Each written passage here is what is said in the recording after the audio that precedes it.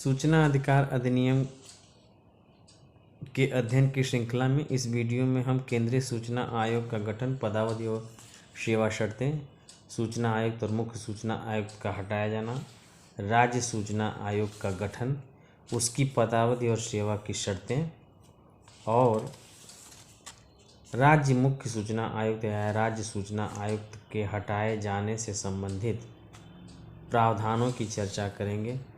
तीन धाराएं हैं। 3 धारा इससे संबंधित है, अनुच्छेद 12, 13, 14 और धारा 12, 13, 14 और धारा 15, 16 और 17। ये दोनों सिमिलर प्रोविजंस हैं, इनको देखते हैं। जैसे केंद्रीय सूचना आयोग का जो गठन किया जाता है उसमें केंद्र सरकार राज्य पत्र में अधिसूचना द्वारा एक निकाय का गठन करती है और वह जिस अधिनियम के अधीन गठित किया जाता है, उसकी शक्तियों और कृत्यों के विषय में उस अधिनियम में सारी बातें बताई जाती हैं। उसी अधिनियम के अधीन वह शक्तियों का प्रयोग करता है और ऐसे कृत्य का पालन करता है जो उस अधिनियम में वर्णित किए जाते हैं।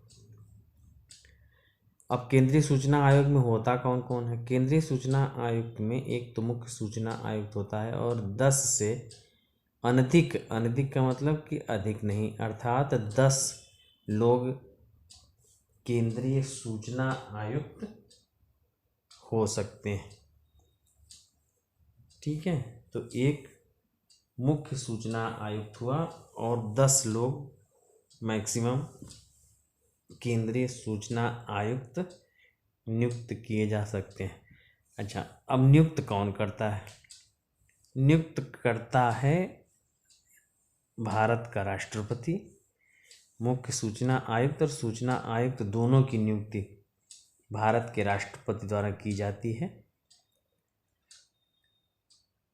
और ये एक समिति बनती है, इसकी सिफारिश पर राष्ट्रपति महोदय इसकी नियुक्ति करते हैं। उस समिति में होता कौन कौन है, यह महत्वपूर्ण है। उस समिति में प्रधानमंत्री होते हैं, लोकसभा में विपक्ष का नेता होता है और प्रधानमंत्री द्वारा नाम निर्दिष्ट संघ मंत्रिमंडल का एक मंत्री होता है।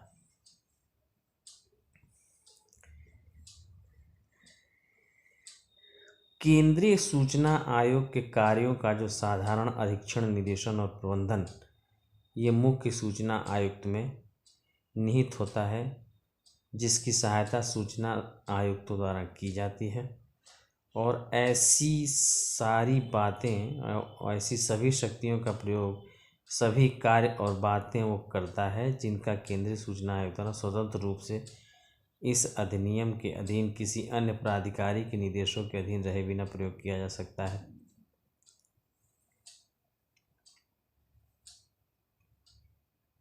मुख्य सूचना आयुक्त और सूचना आयुक्त, देखिए दोनों पदावली को ध्यान से दिमाग में बैठाइए कि मुख्य सूचना आयुक्त और सूचना आयुक्त ये विधि मतलब लॉ के क्षेत्र में, साइंस एंड टेक्नोलॉजी के क्षेत्र में, सोशल वर्क समाज सेवा, मैनेजमेंट, पत्रकारिता, जनसंपर्क माध्यम या प्रशासन तथा शासन का व्यापक ज्ञान और अनुभव रखने वाले जनजीवन में प्रख्यात व्यक्ति होते हैं, उन्हें नियुक्त किया जाता है। मुख्य सूचना आयुक्त या कोई सूचना आयुक्त संसद का सदस्य या किसी राज्य या संघ राज्य क्षेत्र के विधानमंडल का सदस्य नहीं होगा और कोई अन्य लाभ का पद धारित नहीं करेगा या किसी राजनीतिक दल से अटैच नहीं रहता है, कोई कारोबार नहीं करेगा और कोई वृत्ति नहीं करेगा।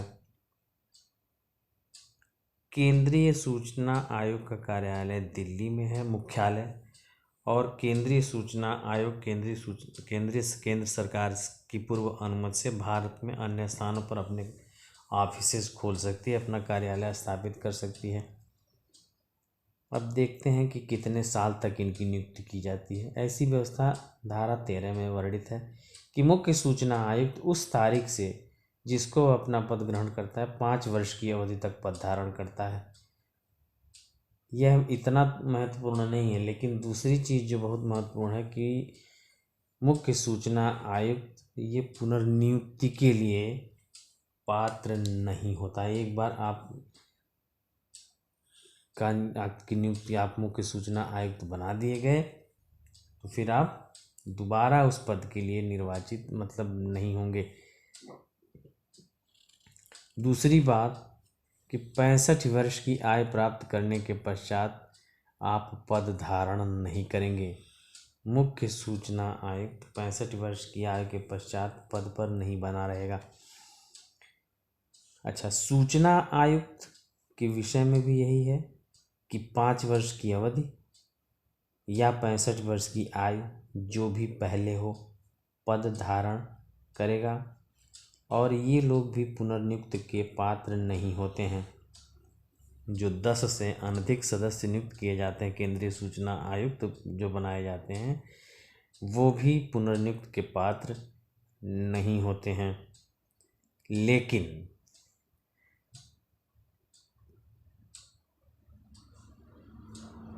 मुख्य सूचना आयुक्त इन्हें बनाया जा सकता है, ये उसके लिए पात्र होते हैं। जैसे इन 10 में से अगर किसी को चीफ इंफॉर्मेशन ऑफिसर नियुक्त कर दिया जाता है तो उसके लिए पात्र हैं, लेकिन उसी पद पर पुनः नियुक्त के लिए पात्र नहीं है। चाहे वो मुख्य सूचना आयुक्त हो तो फिर मुख्य सूचना आयुक्त नहीं बनाया जाएगा, और केंद्रीय सूचना आयुक्त जो लोग हैं इन्हें भी फिर उसी पद पर नियुक्त नहीं किया जाता है।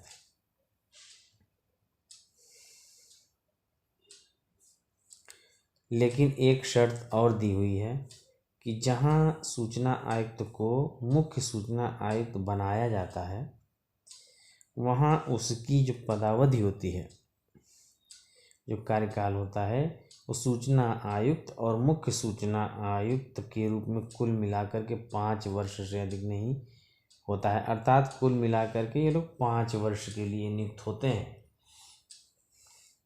मुख्य सूचना आयुक्त या कोई भी सूचना आयुक्त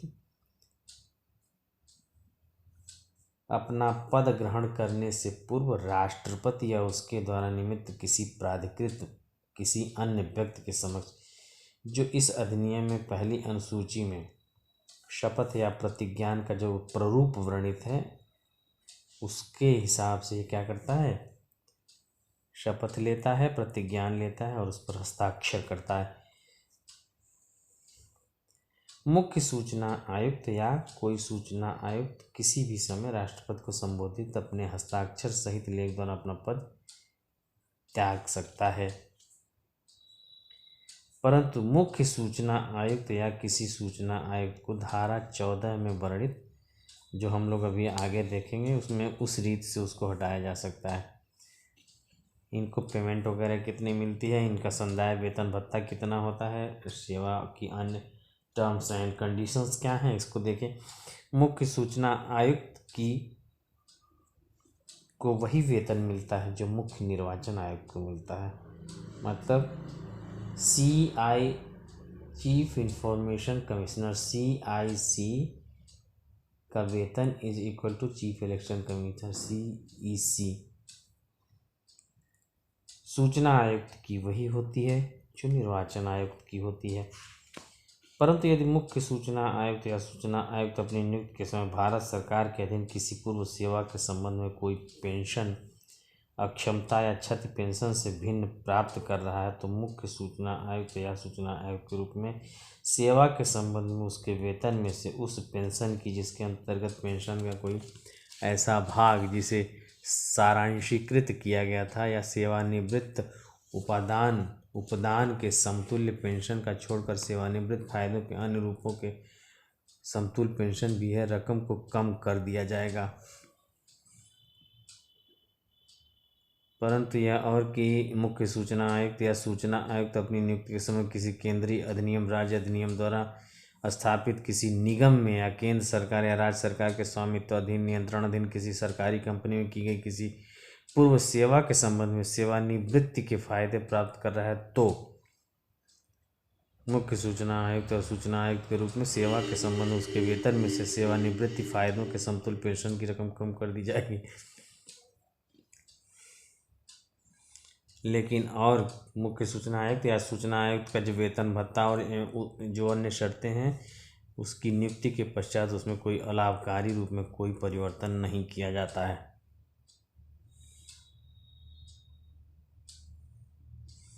बाकी चीज़ें बहुत महत्वपूर्ण नहीं हैं। एक अब आकर के देखते हैं कि सूचना आयुक्त या मुख्य सूचना आयुक्त को कैसे हटाते हैं। मुख्य सूचना आयुक्त या किसी सूचना आयुक्त को राष्ट्रपति के आदेश द्वारा साबित कदाचार या असमर्थता के आधार पर उसके पद से तभी हटाया जाएगा जब उच्चतम न्यायालय ने राष्ट्रपति द्वारा उसे किए गए निर्देश पर जांच के पश्चात यह रिपोर्ट दी हो कि मुख्य सूचना आयुक्त या सूचना आयुक्त को उस आधार पर हटा दिया जाना चाहिए। राष्ट्रपति चीफ इंफॉर्मेशन कमिश्नर को या इंफॉर्मेशन कमिश्नर को जिसे उच्च न्यायालय ने निर्देश किया था ऐसे निर्देश पर उच्चतम न्यायालय की रिपोर्ट प्राप्त होने पर राष्ट्रपति द्वारा आदेश पारित किए जाने तक पद से निलंबित कर सकता है। यदि आवश्यक समझे तो जांच के दौरान कार्यालय में उपस्थित होने से भी प्रतिषिद्ध कर सकता है।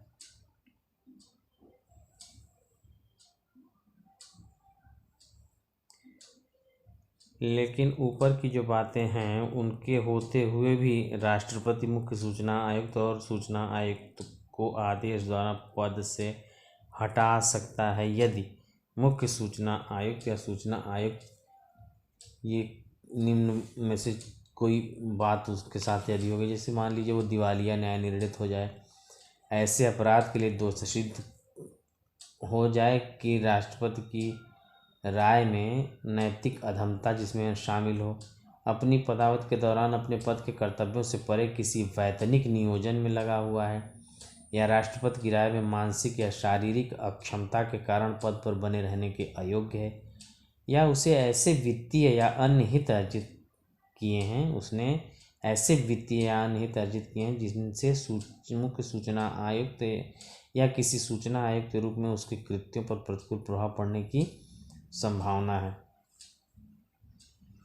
यदि मुख्य सूचना आयुक्त या कोई सूचना आयुक्त किसी प्रकार भारत सरकार द्वारा उसकी ओर से की गई किसी संविदा या करार से संबद्ध है, उससे हितबद्ध है या किसी निगमित कंपनी के किसी सदस्य के रूप में से अन्यथा या उसके अन्य सदस्यों के साथ सामान्यतः उसके लाभ में या उससे प्रोद्भूत होने वाले किसी फायदे या परिलब्धियों में हिस्सा लेता है तो वह उपधारा 1 के प्रयोजनों के लिए कदाचार का दोषी समझा जाएगा।